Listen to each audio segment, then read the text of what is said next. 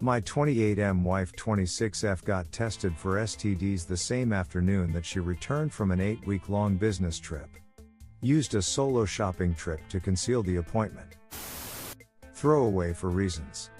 My wife is a great person and we have always gotten along. We have been married for almost 2 years and we've been together for 4.5 years. We are in a monogamous relationship and have both had several partners prior to our relationship. Every year, my wife goes on a long business trip, typically about 2 months. During this time, communication over phone and email can be difficult, contingent upon the technological issues where she works. She really enjoys her work during the business trips and usually comes home feeling fulfilled and excited about life. Normally when she comes home, she takes a day or two to rest and overcome the jet lag 28-hour travel time and 21-hour time difference. The following days, we tend to spend lots of time together, time, dates, cuddling, catching up etc. because she's been gone so long. This year, she came home as her same excited self after having had a great trip. In fact, she seemed so excited that she wanted to work on some projects, but would need to go get some material from the store. About 3 hours after picking her up from the airport, she says she wants to go shopping for her craft project and that she will likely spend several hours out shopping. She really emphasizes how much time she'll need to go shopping, many hours. I think this is a little weird considering that she just came back from a 28-hour flight, hasn't slept, and she's usually not the type to spend more than an hour or two shopping, but it's fine. About 5 hours later, she comes home with a single bag of craft material. I register this as strange, but don't really think about it. I chalk it up to taking a lot of time to pick out her materials, carefully selecting them instead of bulk buying. Over the next few days, she didn't really go through the jet lag phase and stayed distant. I thought that was weird but ended up giving her space and just focused on school. About 2 weeks post-return, we still haven't had time. Despite my advances and lightly prodding the issue getting I'm just feeling off and don't feel like it. I find that strange, since she is usually a 3-4 times a week kind of person and we've been exploring some new kinks prior to her trip, which we had talked about kindling once she returned. The first few times that she doesn't reciprocate time advances, I don't think anything of it. We've always had a very open no policy and are attentive to one another needs, i.e. time, tired, not feeling it, need it now. After 2 weeks, the combination of her distance and no time feels really off. Over the weekend she met up with her girlfriends for a day out. During that time, I snooped on her computer. If that bothers you, stop reading now. We have always been extremely open with our phones and social media. We both know our phone passwords, computer passwords. She knows my Facebook etc. While she was out with her friend, I looked on her computer. She left her work and personal email, Reddit, and Facebook open, logged in. So I looked. Nothing out of the ordinary. I looked in the recycle bin and found that she had taken some self-nudes with her phone, sent them to her email, downloaded, then deleted them, hence the recycling bin. I thought that was odd. Normally we would send nudes to each other, not put them on our computers. Maybe she really liked them, she did look hot and decided to keep them. This has my gears turning, because she has been really disinterested in time since returning, but is taking selfies in the nude wearing lingerie. I looked at the metadata on the picture, confirmed it was taken recently and that it was downloaded from Gmail. I went and looked at her Gmail.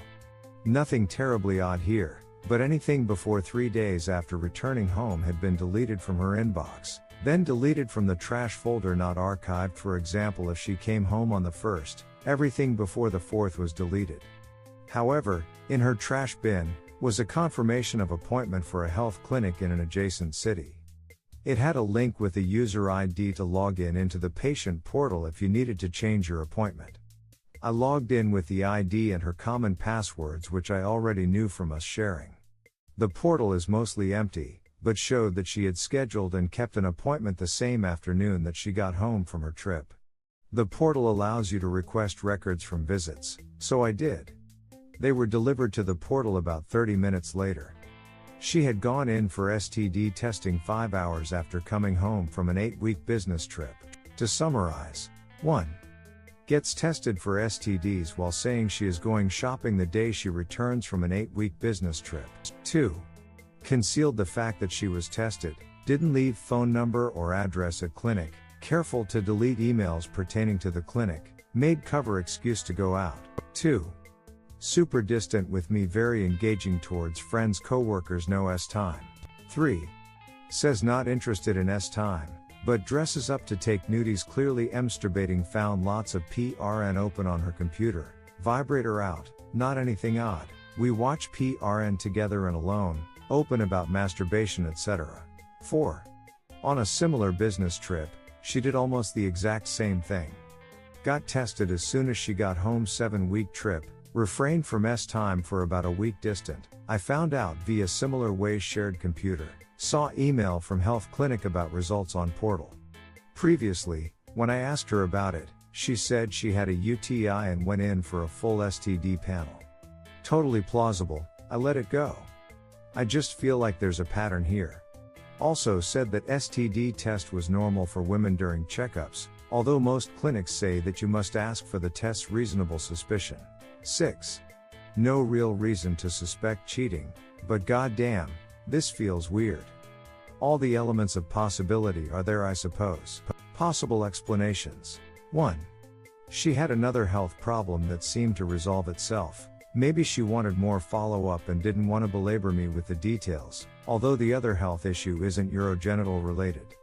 She didn't receive any tests that would aim to diagnose the concomitant issue. 2. Health information could be weird if someone reading over your shoulder sees an email in your personal inbox from a clinic, so you delete it. I'm not sure this explains why her inbox was clean stuff deleted from the trash. 3. Maybe she feels a little detached from me after being away for so long and needs more time to warm back up. 4. Could have also had another UTI and got STD panel at the request of practitioner. Although, no antibiotics treatments were administered during the visit, weren't documented. 5. Maybe she thought I was cheating and got tested. Although, 8 weeks later seems a little outside of the incubation period. The secrecy of the whole thing really bothers me. Any ideas on how to approach this topic with my wife or other possible explanations? Update 1. Admitted to cheating on her trip. Says only once, evidence suggests at least N2. Update 2. 3 confirmed in one trip. Digging in now. Update 3. Typical it was a one-time thing responses. It was your fault responses. Confirmed at least 3 dudes during her last trip, likely systemic serial cheater since we've been together. Refuses to admit anything outside this business trip even though she had carbon copy behavior 2 years ago. Refuses to be honest. Claims she wasn't going to meet anyone on her current solo camping trip, I know otherwise. Keep catching her in lies. Filing papers meow. Update 4, it's at least 4 now. 1 on her first trip 2 years ago, hence the STD test then. Mutual friend knew about it, kept it secret. This is days a week after we got engaged. Redditor's reactions update after. Redditor 1, she's totally cheating. Redditor follow up, this man is choosing to be blind. It's like somebody is slapping him non-stop with red flags, over and over and over again. Whilst laying bloody and battered on the floor, flag stripes all over his broken body, he keeps murmuring, she did not cheat on me, no way. Redditor 2, honey, I know about the STD checkup. That's how you approach this situation. Redditor follow up, or I would like to talk about your recent doctor's appointment. At this point, there is absolutely no need to jump to conclusions. Don't spend a lot of time hashing over it, just go and speak to her. Do not listen to all these miserable FCKS who will say you're blind, stupid, foolish. None of that it matters. What matters is getting it straight with this woman and getting back to your life. Redditor 3, yeah, she had time with someone else on her business trip. Obviously that's why she got tested as soon as she got home and probably isn't having time with you so she can get her results back first and make sure if she caught an STD she doesn't give it to you. That's the easiest explanation. The other explanations you came up with don't make sense. I would confront her. Answer, I saw her test results, she doesn't have anything. But, Presumably she saw the test results well before I did and still seemed disinterested in sex, so maybe cheating isn't a good explanation? Update: my 28M wife 26F had several extramarital partners and we are getting divorced. Just need to vent a little. Hey folks. I'm a D-Day plus 55 and I wanted to share a little bit more of my story and just talk it out.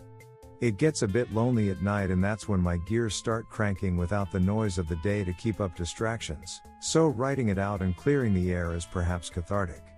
Wife and I have been married for 1.5 years, together for 4.5. We are both graduate students. I'm working towards my MD PhD in genetics and she is working towards her PhD in microbiology. No kids, few assets, not much debt.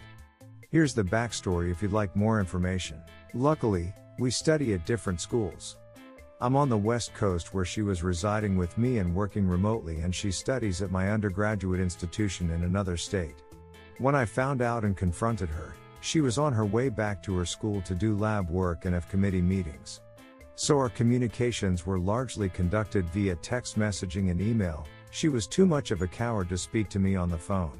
I suppose the discovery of infidelity in one's relationship is shocking and painful and begins to pave an arduous road towards the penultimate reconciliation or the parsing of community property. In my case, it's been the latter. It's not the S-time that bothers me. I can understand those inclinations. I'm a biologist. Attraction, emotional investment, feeling wanted, the taboo of risk, adrenaline, those things make sense to me.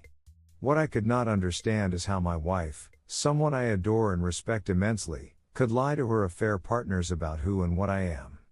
It's like her inner monologue flowed freely to them, her true thoughts about me expressed vocally. That made me physically sick.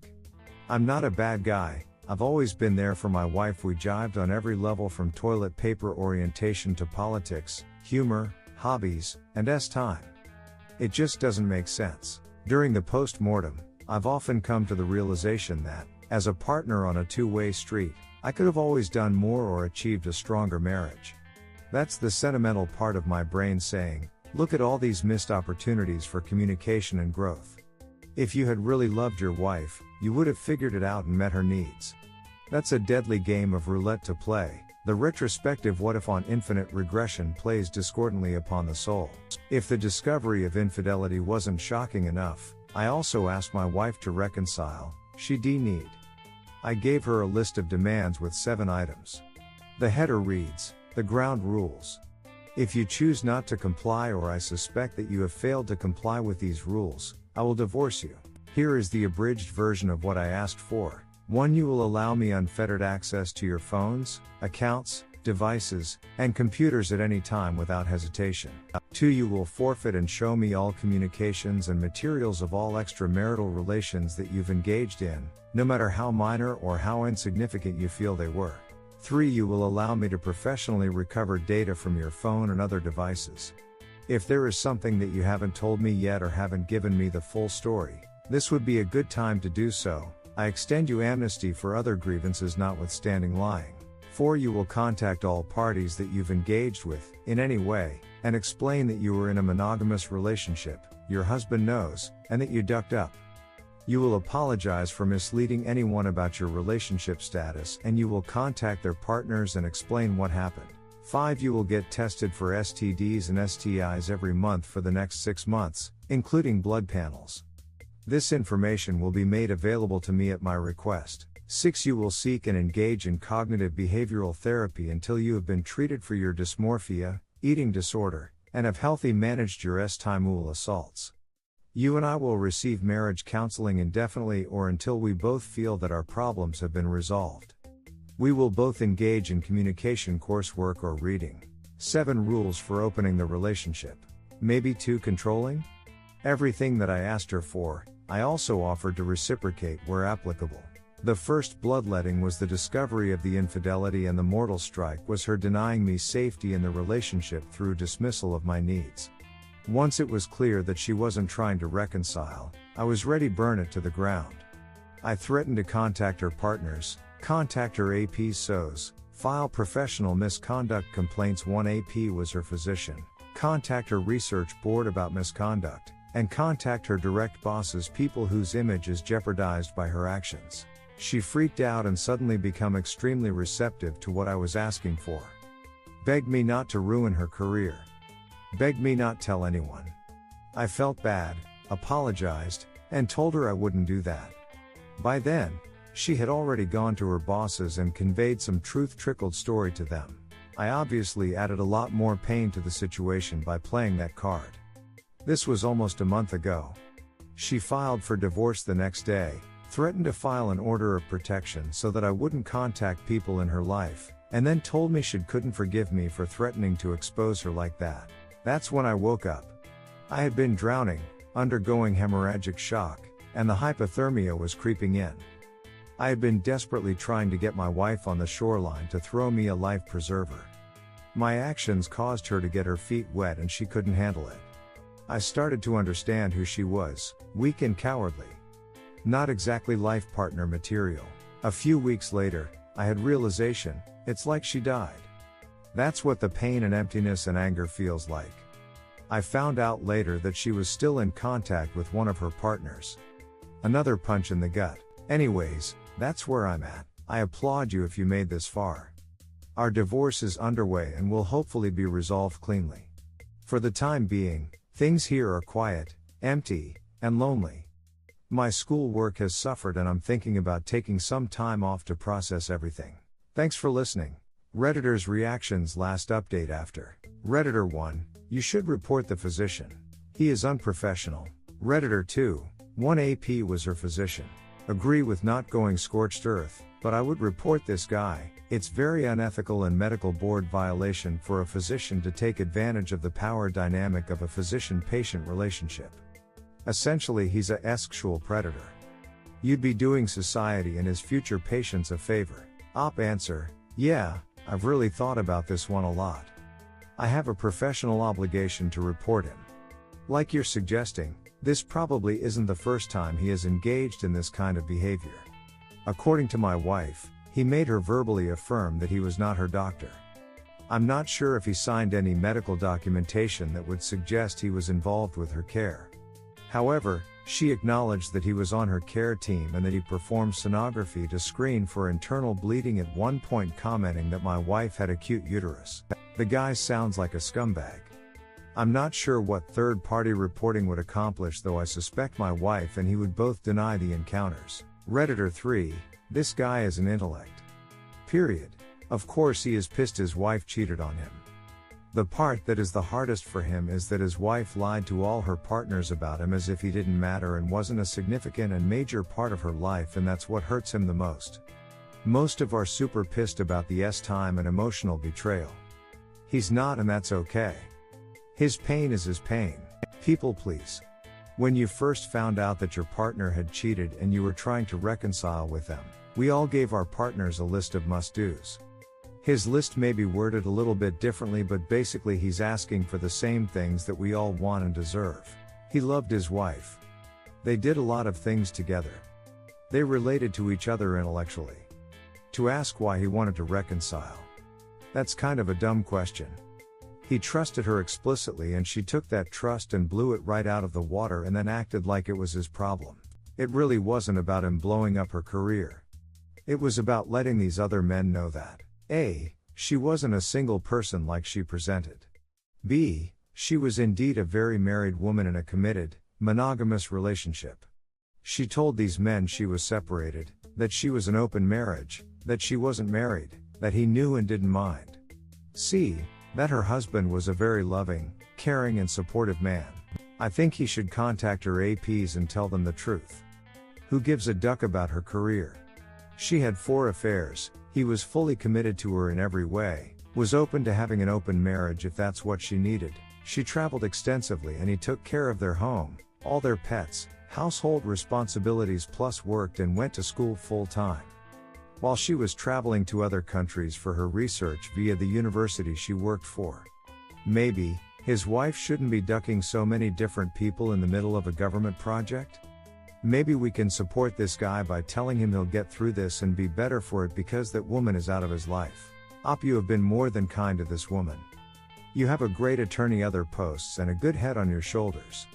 I say once the divorce is done she gets the nuclear option. But seriously, the AP's wives deserve to know. Everyone needs testing. With all the partner swapping going around, and let's talk about the doctor for a moment. The doctor treating all these people in this remote location is the one that concerns me the most. It's pretty unethical to sleep with your patients. He slept with your wife and probably others. Update: avoiding cheaters in the future. What are some telltale signs someone has a proclivity to cheat? I've been reflecting on this question more and more as I think about dating again. A few things have struck me in my past relationship as being red flags for cheating. 1. My so would never ask me to do something, she would demand it. For example, when we first started dating, I was helping her hang some pictures. At one point, I was across the room and she flatly said, "Hand me the hammer." She didn't ask, she wasn't polite about it. Her tone indicated it was not a question, but a command. She felt a baseline of entitlement. 2. My so would always cheat during board games to win. Always. It got to the point where I could no longer play a board game with her without constant surveillance that she wasn't sneaking $500 from the bank during Monopoly or miscalculating points during Phase 10.